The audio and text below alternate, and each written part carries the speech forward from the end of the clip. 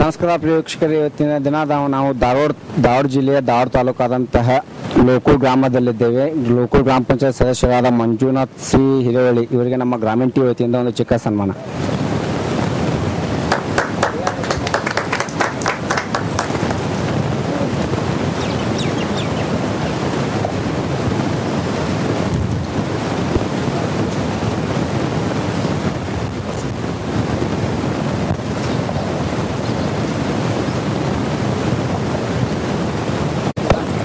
Sir ನಮಸ್ಕಾರ. ನಾವು ಗ್ರಾಮೀಣ ಟಿ ವತಿಯಿಂದ ಬಂದಿದ್ದೇವೆ. ತಾವು ಗ್ರಾಮ ಪಂಚಾಯತಿ ಚುನಾವಣೆಯಲ್ಲಿ ಚುನಾಯಿತರಾಗಿದ್ದಕ್ಕೆ ಅಂತರಾಳದ ಹಾರ್ದಿಕ ಅಭಿನಂದನೆಗಳು ಸರ್.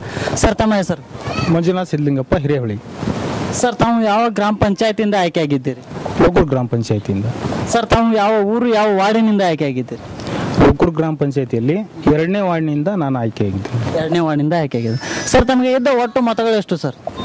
ಟೋಟಲ್ ಮತಗಳು 585. ಅದರಲ್ಲಿ ವೋಟಿಂಗ್ ಆಗಿದ್ದು 490. ಎಷ್ಟು ಮತಗಳ ಅಂತರದಿಂದ ಆಗಿ? 57 ವೋಟಿಂಗ್ ಆಗೈತಿ. 457 ವೋಟಿಂಗ್ ಆಗಿದೆ ಸರ್. ತಾವು ಎಷ್ಟು ಮತಗಳ ಅಂತರದಿಂದ ಆಯ್ಕೆ ಆಗಿದ್ದೀರಿ ಸರ್? 102 ವೋಟ್ನಿಂದ 2 ವೋಟಿನ ಅಂತರದಿಂದ ನಾನು ಆಯ್ಕೆ ಆಗಿದ್ದೆ. 102 ಮತಗಳ ಅಂತರದಿಂದ ಆಯ್ಕೆ ಆಗಿದ್ದೀರಿ ಸರ್. ತಾವು ರಾಜಕೀಯ ಕುಟುಂಬದಿಂದ ಬಂದಂತವ್ರ? ಇಲ್ಲ ಸರ್, ಫಸ್ಟ್ ಟೈಮ್ ಸರ್. ಇದೆ ಪ್ರಥಮ ಬಾರಿಗೆ ನೀವು ಚುನಾಯಿತರಾಗಿದ್ದು? ಈ ಗ್ರಾಮ ಪಂಚಾಯತಿಗೆ ನಾನು ಪ್ರಥಮ ಬಾರಿಗೆ ಆಯ್ಕೆ ಆಗಿದ್ದೀನಿ. ಬಟ್ ಇದಕ್ಕಿಂತ ಮುಂಚಿತವಾಗಿ ಧಾರವಾಡ ಲೋಕೂರ್ ಹಾಲು ಉತ್ಪಾದಕರ ಸಂಘದ ಅಧ್ಯಕ್ಷನಾಗಿ ನಾನು ಕೆಲಸವನ್ನ ಮಾಡಿದ್ದೀನಿ. ಸರ್ ತಾವು ರಾಜಕೀಯಕ್ಕೆ ಬರೋಕ್ಕಿಂತ ಮುಂಚೆ ಏನ್ ಮಾಡ್ಕೊಂಡಿದ್ರಿ ಸರ್? ತಾವು ಒಕ್ಕಲತನ. ಒಂದು ಕೃಷಿಯಿಂದ ಈ ಒಕ್ಕಲತನದಿಂದ ರಾಜಕೀಯಕ್ಕೆ ಬರಲು ಏನೊಂದು ಕಾರಣ ಸರ್? ವಿಶೇಷವಾದ ಕಾರಣ ಏನಿಲ್ರಿಪ್ಪ. ನಾವು ಹೆಚ್ಚು ಕಡಿಮೆ ಒಂದು ಸ್ವಲ್ಪ PUC ವರೆಗೂ ಎಜುಕೇಟೆಡ್ ಓದಿದ್ದೀನಿ. ಬಟ್ ಇಲ್ಲಿ ನಮ್ಮ ಗ್ರಾಮಗಳಲ್ಲಿ ಆಗುವ ಕೆಲವೊಂದಷ್ಟು ಸಮಸ್ಯೆಗಳನ್ನ ನಾವು ಆಗಿಂದಾಗ ಇಲ್ಲಿ ಗ್ರಾಮದಲ್ಲಿ ಇರ್ತೀವಿ ಅಂತಂದಾಗ ನಾವು ನೋಡ್ತೀವಿ ಏನಾಗ್ತೈತಿ ಏನಿಲ್ಲ ಅನ್ನುವಂಥದ್ದು ನಮ್ಮ ನೆದರಿಗೆ ಕಾಣುವಂಥದ್ದನ್ನ ನಾವು ನೋಡಿ ಅದರ ಬಗ್ಗೆ ಬೇಸತ್ತು ನಮ್ಮಿಂದ ಈ ಗ್ರಾಮಕ್ಕೆ ಏನಾದರೂ ಒಂದು ಒಳ್ಳೆಯ ಕೆಲಸವನ್ನು ಮಾಡಬೇಕನ್ನೋ ಒಂದು ಉದ್ದೇಶದಿಂದ ನಾನು ಆಯ್ಕೆಗೊಂಡು ಚುನಾಯಿತನಾಗಿ ಈ ಒಂದು ಕೆಲಸಕ್ಕೆ ಇದನ್ನು ಕೆಲಸಗಳನ್ನು ಮಾಡಬೇಕಂತ ಒಂದು ಉದ್ದೇಶದಿಂದ ತಾವು ರಾಜಕೀಯಕ್ಕೆ ಪ್ರವೇಶ ಆದ್ರಿ ಸರ್. ಸರ್ ತಮಗೆ ರಾಜಕೀಯದಲ್ಲಿ ಎಷ್ಟು ವರ್ಷಗಳಿಂದ ಒಂದು ಒಡನಾಟ ಇದೆ ಸರ್? ವಿಶೇಷವಾಗಿ ಹೇಳ್ಬೇಕಂದ್ರೆ ರಾಜಕೀಯ ಒಳಗೆ ಎಂದೂ ನಾವು ಎಂಟ್ರಿ ಆಗಿಲ್ಲ. ಬಟ್ ಏನು ಆಗು ಹೋಗೋಗಳನ್ನ ನೋಡಿ ಬೇಜಾರಾಗಿ ಈ ಕೆಲಸವನ್ನು ಮಾಡಬೇಕು, ಒಳ್ಳೆಯದನ್ನು ಮಾಡಬೇಕು ಅನ್ನೋ ಒಂದು ಉದ್ದೇಶದಿಂದ ಬಂದೇವಿ. ಬಟ್ ಅದ್ರ ಬಗ್ಗೆ ಸಂಪೂರ್ಣವಾದ ಸಬ್ಜೆಕ್ಟ್ ವಿಷಯ ನಮಗೆ ಗೊತ್ತಿಲ್ಲ.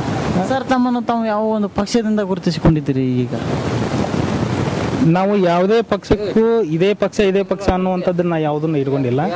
ಆದ್ರೆ ಯಾವುದೇ ಪಕ್ಷದಲ್ಲಿ ಇರತಕ್ಕಂಥ ಒಬ್ಬ ವ್ಯಕ್ತಿ ಪ್ರಾಮಾಣಿಕವಾದ ರೀತಿಯಲ್ಲಿ ಅವ ತನ್ನ ದುಡಿಮೆಯನ್ನ ತಮ್ಮ ಶ್ರಮದಿಂದ ಕೆಲಸ ಏನು ಮಾಡ್ತಿರ್ತಾನಲ್ಲ, ಆ ಒಂದು ವ್ಯಕ್ತಿಗೆ ನಾನು ಬೆಲೆ ಕೊಡ್ತೇನೆ, ವಿನ ಯಾವ ಪಕ್ಷಕ್ಕೂ ಅಲ್ಲ. ಕೆಲಸಗಾರ ಇದ್ದ ಒಂದು ವ್ಯಕ್ತಿಗೆ ತಾವು ಹೆಚ್ಚಿನ ಮಹತ್ವವನ್ನು ನೀಡ್ತೀರ ಸರ್. ತಾವು ಈಗ ಗ್ರಾಮ ಪಂಚಾಯತಿ ಚುನಾವಣೆಯಲ್ಲಿ ಚುನಾಯಿತರಾಗಿದ್ದೀರಿ. ನಿಮ್ಮ ವಾರ್ಡಿನ, ನಿಮ್ಮ ಊರಿನ ಎಲ್ಲ ಜನತೆಯು ಆ ಕಾರಣ ಸರ್. ಅದಕ್ಕೆ ಅವರಿಗೆ ಈ ಸಂದರ್ಭದಲ್ಲಿ ಏನು ಹೇಳಕ್ಕೆ ಇಷ್ಟಪಡ್ತೀರಾ ಸರ್? ನಿಮ್ಮ ಜನಸಾಮಾನ್ಯ ಊರಿನ ಗ್ರಾಮಸ್ಥರಿಗೆ ನಾನು ಪ್ರಪ್ರಥಮವಾಗಿ ಹೇಳೋದು, ನಾನು ಮೊದಲನೇಗೆ ಆದ್ಯತೆ ಕೊಡೋದು ಸ್ವಚ್ಛತೆಗೆ. ಆ ಸ್ವಚ್ಛತೆ ಏನಪ್ಪಾ ಅಂತಂದ್ರೆ, ನಮ್ಮ ಮನೆಯಲ್ಲಿ ನಾವು ಇರ್ಬೇಕಾದ್ರೆ ನಾವಿರುವಂಥ ಸ್ಥಳ ಮೊದಲು ಸ್ವಚ್ಛವಾಗಿರ್ಬೇಕು, ಕ್ಲೀನ್ ಆಗಿರ್ಬೇಕು. ಅಂದ್ರೆ ಯಾವುದೇ ರೋಗ ರುಜಿನ ಏನೋ ಒಂದು ಸಮಸ್ಯೆ ಬಂದ್ರೂ ಅದು ತನ್ನಿಂದ ತಾನಾಗಿ ಆಟೋಮೆಟಿಕ್ ಆಗಿ ಹೋಗುತ್ತೆ. ಸ್ವಚ್ಛತೆಗೆ ಹೆಚ್ಚಿನ ಆದ್ಯತೆ ಕೊಡ್ತೀನಿ. ಆ ಒಂದು ನಿಟ್ಟಿನೊಳಗನ ಕೆಲಸವನ್ನು ಮಾಡ್ತೀನಿ. ನಿಮ್ಮನ್ನು ಗ್ರಾಮ ಪಂಚಾಯತಿ ಚುನಾವಣೆಯಲ್ಲಿ ಆಯ್ಕೆ ಮಾಡಿದ್ದಾರೆ, ನಿಮ್ಮ ಊರಿನ, ನಿಮ್ಮ ವಾರ್ಡಿನ ಎಲ್ಲ ಜನತೆಯು. ಈ ಸಂದರ್ಭದಲ್ಲಿ ಅವ್ರಿಗೆ ಏನು ಹೇಳಕ್ಕೆ ಇಷ್ಟಪಡ್ತೀರಾ? ನಿಮ್ಮ ಜನರಿಗೆ, ನಿಮ್ಮ ಗ್ರಾಮಸ್ಥರಿಗೆ ಏನೋ ಒಂದು ಸಂದೇಶವನ್ನು ಹೇಳಕ್ಕೆ ಇಷ್ಟಪಡ್ತೀರಾ? ಒಂದು ಗ್ರಾಮ ಅಂದ ತಕ್ಷಣ ಹಲವಾರು ಸಮಸ್ಯೆಗಳು ಬರ್ತಾವೆ, ಹಲವಾರು ಜನರ ಹತ್ರ ಒಡನಾಟಗಳಿರ್ತಾವೆ. ಬಟ್ ಯಾವುದೋ ಒಬ್ಬ ವ್ಯಕ್ತಿಗೆ ಅವಂಗೆ ಗೊತ್ತಾಕತಿ ಇವ ಇಂಥದನ್ನ ಮಾಡ್ತಾನೆ, ಇದೇ ಒಂದು ಕೆಲಸ ಮಾಡ್ತಾನೆ, ಈ ಸುಂಚೋದು, ಅಲ್ಲಿ ಕರ್ಕೊಂಡು ಹೋಗೋದು, ಇಲ್ಲಿ ಕರ್ಕೊಂಡು ಹೋಗೋದು, ಅಂಥವನ್ನೆಲ್ಲನೂ ಒಂದು ಬದಿಗಿಟ್ಟು ಒಂದು ಸೈಡ್ ಇಟ್ಟು ನೇರವಾಗಿ ಕೆಲಸ ಮಾಡುವಂಥ ವ್ಯಕ್ತಿ ಒಳಗೆ ಅವನು ಹುಡುಕೊಂಡ ಅವನ ಮುಖಾಂತರ ಹೋಗಿ ಒಳ್ಳೆ ಕೆಲಸಗಳನ್ನ ಮಾಡ್ಕೊಂಡು ಬರುವಂಥ ಒಂದು ಬುದ್ಧಿವಂತಿಕೆ ಅವರಲ್ಲಿ ಬರಲಿ ಅಂತ ಹೇಳಿ ನಾ ಕೇಳ್ಕೊತೀನಿ ಸರ್. ತಮಗೆ ರಾಜಕೀಯಕ್ಕೆ ಬರಲು ಒಂದು ಗ್ರಾಮ ಪಂಚಾಯತಿ ಚುನಾವಣೆಯಲ್ಲಿ ಚುನಾಯಿತರಾಗಲು ನಿಮ್ಮ ರಾಜಕೀಯಕ್ಕೆ ಬರಲು ಒಂದು ಗುರುಗಳಂತ ಮತ್ತು ಯಾರು ಸ್ಫೂರ್ತಿ ಇದ್ದಾರೆ ಸರ್ ತಮಗೆ? ಸದ್ಯದ ಈಗಿನ ಪರಿಸ್ಥಿತಿ ಒಳಗ್ರಿ ನಾವು ಈಗ ನೋಡಕತ್ತೀವ್ರಿ, ಯಾರು ವರ್ಕ್ ಮಾಡಕತ್ತಾರ, ಯಾವ ಪಕ್ಷ ಅನ್ನೋದು ಬೇಡ್ರಿ ನಮಗಿಲ್ಲಿ. ನಾವು ಪಕ್ಷದ ಒಂದು ಉದ್ದೇಶ ಇಟ್ಕೊಂಡು ಹೇಳೋದಿಲ್ಲ.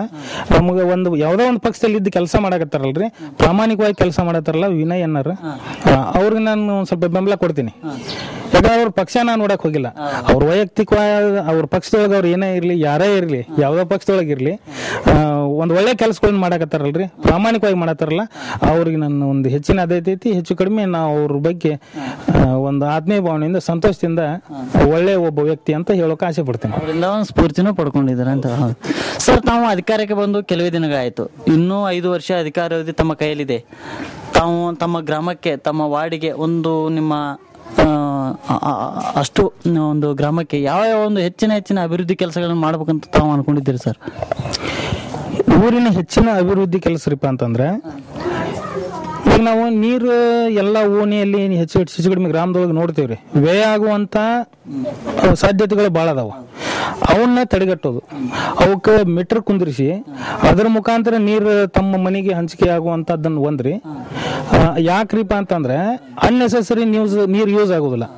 ಮೀಟರ್ ಕುಂದಿರಿಸಿದ್ವಿ ಅಂದ್ರೆ ಇವತ್ತು ಒಬ್ಬ ಬಡ ಕುಟುಂಬ ಒಂದು ಅವ್ನಿಗೆ ಎಷ್ಟು ಬೇಕಾಗಿರ್ತಲ್ಲ ಅಷ್ಟು ನೀರು ಅವ್ನು ತೊಗೊಂಡಿರ್ತಾನ, ಅಷ್ಟ ಅಮೌಂಟ್ ಅವ್ನಿಗೆ ಬಿಲ್ ಆಗಿರ್ತೈತಿ. ಈಗ ದೊಡ್ಡ ಮನೆತನದೊಳಗೆ ಅವ್ನಿಗೆ ಎಷ್ಟು ಒಂದು 20-25 ಕೂಡ ನೀರು ಅವ್ನು ಹೆಚ್ಚಿನ ಪ್ರಮಾಣದಾಗ ಇಡ್ತಾರಲ್ಲ, ಅದ್ರ ತಕ್ಕಂತ ಅವ್ನಿಗೆ ಬಿಲ್ ಇರ್ತೈತಿ.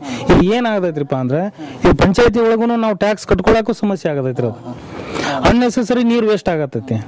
ಈಗ ಎಲ್ಲೋ ನಾವುಗಳು ಹಂಗ ಸ್ಟಾರ್ಟ್ ಮಾಡಿಟ್ಟಿರ್ತಾರೆ, ಸಿಕ್ಕಾಪಟ್ಟೆ ಏರಿತಿರ್ತಾವೆ, ಯಾರು ಹೊಳ್ಳಿ ನೋಡಕ್ ಹೋಗೋದಿಲ್ಲ. ನಾವು ಗ್ರಾಮ ಪಂಚಾಯತಿ ಅವ್ರು ಅದನ್ನ 1 ಸತಿ ಹೇಳ್ತೀವಿ, 2 ಸತಿ ಹೇಳ್ತೀವಿ, 3 ಸತಿ ಹೇಳ್ತೀವಿ, ಬಟ್ ಅವ್ರು ಅರ್ಥ ಮಾಡ್ಕೊಳ್ಳೋದಿಲ್ಲ. ಈ ಒಂದು ಪರಿಸ್ಥಿತಿ ಒಳಗೆ ಏನ್ ಮಾಡ್ಬಿಡುದ್ರಿ, ಒಂದು ನಳಕನು ಮೀಟರ್ ಕುಂದಿರಿಸಿ ಹೆಂಗಿದ್ರು ಅವ್ರು ಏನ್ ಮಾಡ್ತಾರ್ರಿ, ನೀರಿನ ಕರ ತುಂಬ್ತಾರ್ರಿ. ಹೌದ್ರಿ, ಆ ನೀರಿನ ಕರ ತುಂಬುವಂತದನ್ನ ಈ ಹಂತದೊಳಗೆ ಅವ್ರು ತುಂಬಿಲ್ರಿ. ಅಷ್ಟ ಅಮೌಂಟ್ನು ಅದಕ್ಕೂ ಇರ್ತೈತಿ, ಆದ್ರೆ ವ್ಯಯ ಆಗೋದು ಒಂದ್ ಸ್ವಲ್ಪ ಕಡಿಮೆ ಆಕತ್ ಅನ್ನೋದು ನನ್ನ ಉದ್ದೇಶ.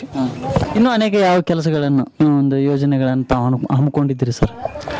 ನಾವು ಇನ್ನೊಂದ್ರಿ, ಆಯ್ಕೆಯಾಗಿ ಬಂದದ್ದು ಪ್ರಪ್ರಥಮವಾಗಿ ಗ್ರಾಮ ಪಂಚಾಯತಿಗೆ, ಬಟ್ ಇನ್ನೂ ನಾವು ತಿಳಿದುಕೊಳ್ಬೇಕಾದಂತ ವಿಷಯಗಳು ಸಾಕಷ್ಟು ಅದಾವ.